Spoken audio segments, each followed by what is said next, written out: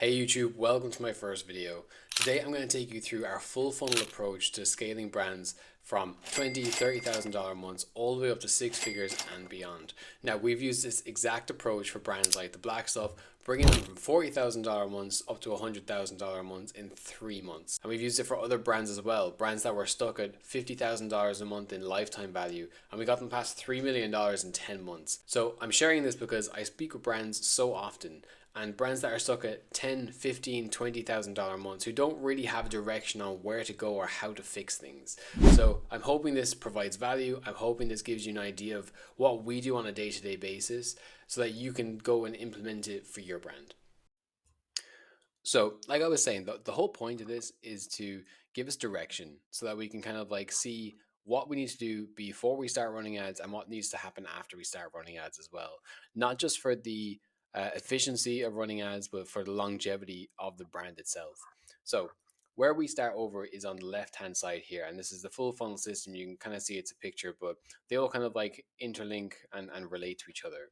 So one of the first things that we do is we take a look at the audience. So some of the questions that we try to ask, especially working with brands who we might not be so familiar with or audiences we might not be so familiar is, first of all, why does the brand exist? What was the initial problem or the initial reason that the brand exists, and what is actually making people buy it now? If we can figure out why people are buying now, then we can use that when we're developing new ad creatives, when we're developing new concepts. Obviously, we have to kind of understand who the customer avatars are. So we see a lot of time with different brands that they have one customer avatar when really there's probably two or three, maybe even more than that sometimes, but they need to have different messaging spoken to them. So that's where different creatives, different concepts, landing pages all kind of come into play. But the main point of it is to really kind of like nail down, okay, who is it that we're marketing to? So that then we can go through the creative process, the creative development, the concepts, even the landing page, copy, all that kind of, all the messaging, so that we can really speak directly to them. Another issue is that brands just go way too broad with their targeting. Not so much targeting it even on platform, but targeting from their actual messaging is more what I mean. They try to speak to everybody, and as a result, they end up speaking to nobody. But really, the whole point of this is the first step to all this is understanding exactly who our audience is. And the ways you can do that is combing through your own reviews, even kind of plugging in your reviews into things like ChatGPT so you can try and find trends, common themes, and whatnot. Another way is to see what people are saying in the negative comments of your competitors too, because if you can see what the negative comments of competitors, that might be a new marketing angle you can explore. The one thing I'd always say as well, especially if you're a founder or a brand owner, picking up the phone and speaking to your highest value customers and understanding what makes them buy can be really valuable. It's probably things that you won't see in reviews. It's probably things that you mightn't even thought of, and you'd be surprised the different ideas that might come from that. So the second area then is the creative development. So one of the most important parts of your advertising. How do you actually grab that attention? How do you get people to stop what they're doing and click on your ad? The one area this all stems from is customer understanding. So that comes from the audience acclimation area here.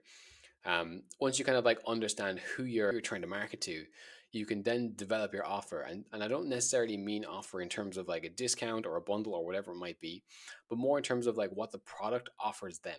So like what you're actually trying to sell to them. What is that offer? How do you develop that into something that can be then packaged as a video or a static creative? We also have then coming from that your concept development. So one of the things that brands tend to fall into is that they all their ads are so similar. You pick up 100 different ads and they all kind of like look the same, have the same feel, almost kind of boxed into this very, very specific brand imagery, brand ideology. But especially within your marketing, you want to take big swings. You want to try completely different things to see what your audience actually reacts to. And then you can iterate based off of that. So you essentially want to understand your customers, develop an idea of what you're looking to offer them, then develop that into different concepts between copywriting, designing, and editing. And then once you kind of see what works or you've developed your concepts, then making different iterations of that. Again, if you have a single concept, you want to have multiple iterations of that concept so you can see what people react to in platform. So then we up here, and this is all before your ad accounts. This is all things that should be kind of taken care of before you start advertising. Up here then in the financial fortitude section, we have the unit economics. So it's just very important to know like what um, where your economics lie, especially right down to if you're selling a specific product, like knowing how much you should be spending to acquire a customer for that product or collection or whatever it might be, but having a very clear idea of the financial side of your business rather than just spending for the sake of spending, growing sales and top line numbers, and then realizing that you're actually not making money, or worse, you're in a negative cash flow cycle, and that can be a really bad place for brands to be. Then understanding what your growth goals are, obviously in line with what you can manage, what you can actually keep up with, but also enough that you're actually pushing the business forward. Break even numbers. So this is kind of like where we say this is the absolute worst that the ads can be performing, or the marketing can be performing before we need to pull back spend or just stop marketing altogether. Um, but it's essentially this is where we break even. Then scaling numbers. So these are numbers that if we hit this number or we go above it, that opens up more room for spend in line with our growth goals. And then offers to run. So what offers make sense to run? This is what I more mean about discounts, bundling, that sort of thing. So so now that we kind of have an idea of our finances, we have an idea of who our audiences are, and we've made different creatives for them. And we'll go through different, over the course of this YouTube channel, we'll go through all this in much more specific detail. This is more kind of a overall understanding. Platforms here, most brands typically start off with Facebook advertising or Meta advertising, and also Google. More so, people will spend more volume on Meta. Now this is a very simplified version of Google. Usually people just have some sort of like brand campaign running just to pick up the lowest hanging fruit that you'll ever see in marketing. Um, just in case people do see your Facebook ad or they hear it from a friend, they go to search it on Google. You just want to make sure that you pop up there and competitors aren't stealing clicks from you, stealing sales from you essentially.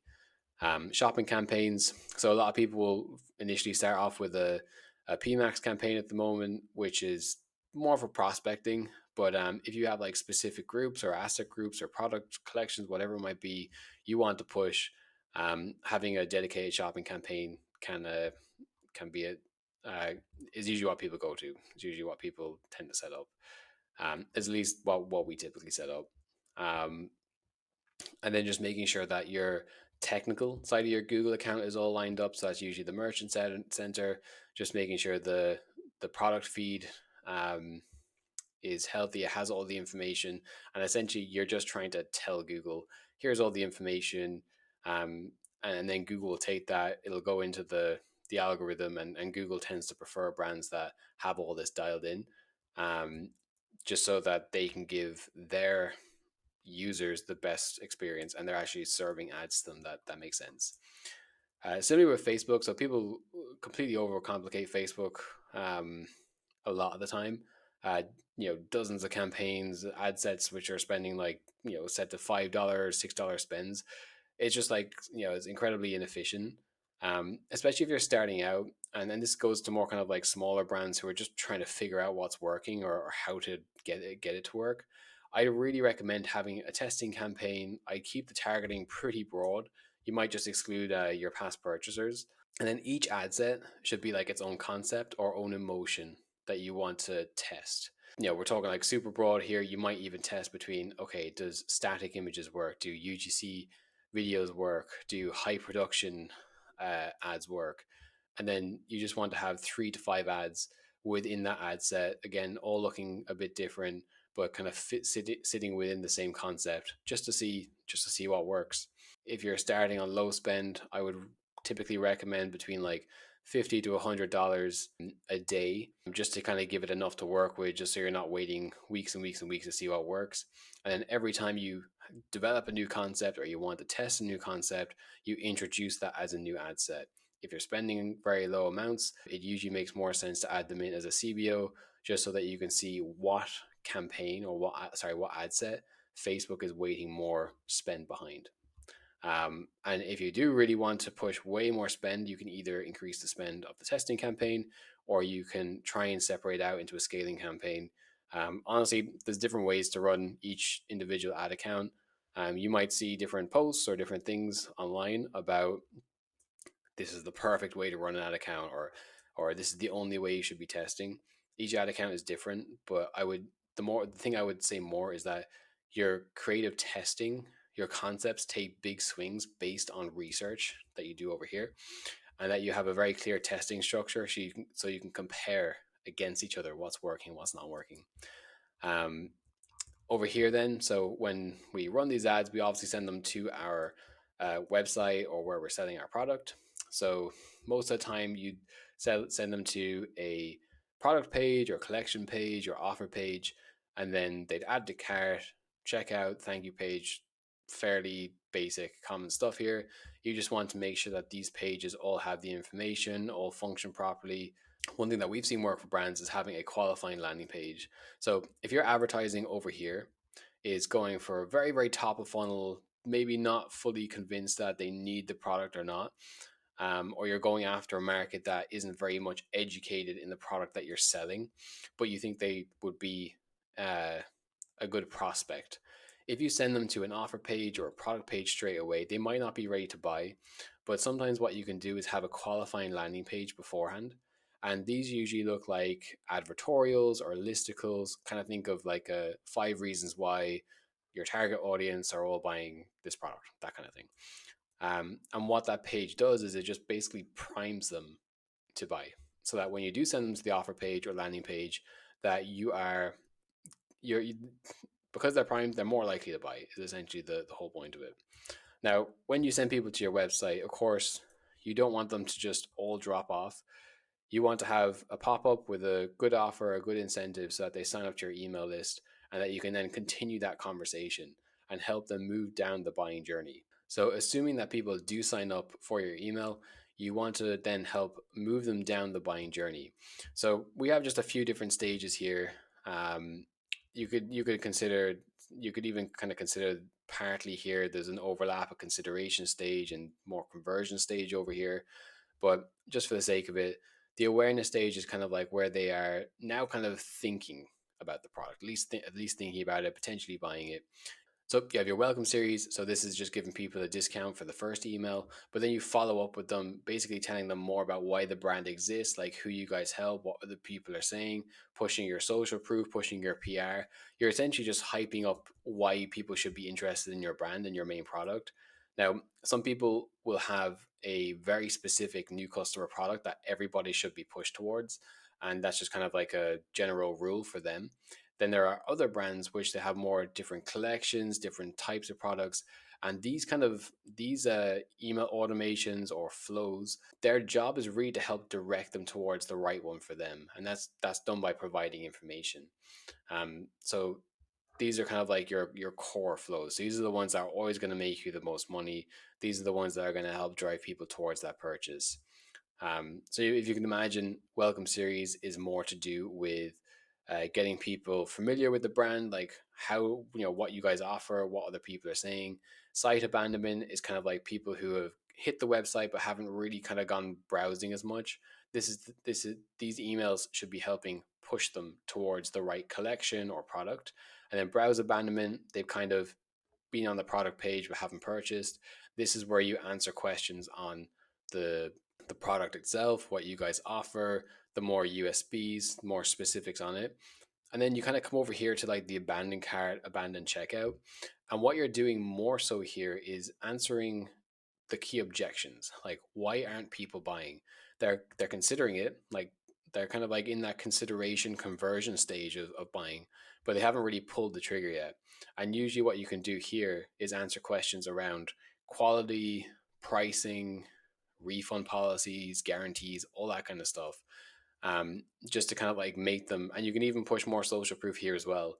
But it's just to kind of answer those objections and those questions. And sometimes people will be sitting in this kind of consideration stage or conversion stage, just waiting for another reason to buy.